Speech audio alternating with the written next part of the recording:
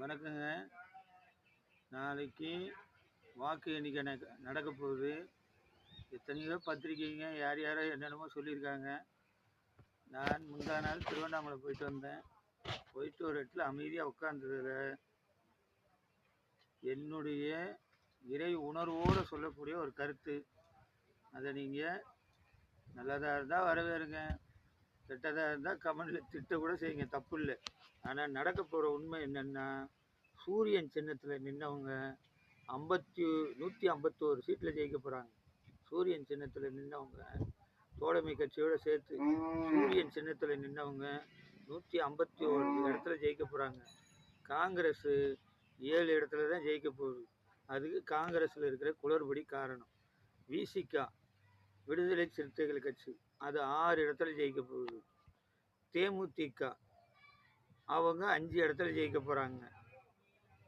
அடுத்தது இந்திய communist CBI அவங்க 4 இடத்துல ஜெயிக்க போகிறாங்க. சிபிஎம் அவங்க 3 இடத்துல ஜெயிக்க போகிறாங்க.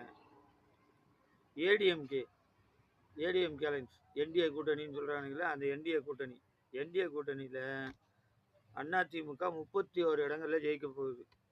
பிஜேபி தாமரை 9 இடத்துல ஜெயிக்க போகுது. ஆனால் சிங்கம் மாதிரி இருக்கிற நாம் தமிழர் கட்சிக்காரரு 5 இடத்துல இந்த முறை ஜெயிக்கிறாங்க. 5 இடத்துல சட்டமன்றத்துக்கு போக போகிறாங்க. தாவேகா 12 இடத்துல இழுபறியோடு ஜெயிக்க போகிறாங்க. முஸ்லீம் லீக்கு 2 இடத்துல ஜெயிக்க போகிறாங்க. பிஎம்கே 3 இடத்துல ஜெயிக்க போகிறாங்க. சுயேட்சை 1 இடத்துல ஜெயிக்க போகிறாங்க. ஆனால் இதில் யார் எதிர்கட்சின்னா மறுபடியும் அதிமுக தான் எதிர்கட்சி. 2வது எதிர்கட்சி யார் அப்படின்னா அவங்க தான் தாவேகா. இந்த சூழ்நிலை தான் இருக்குது.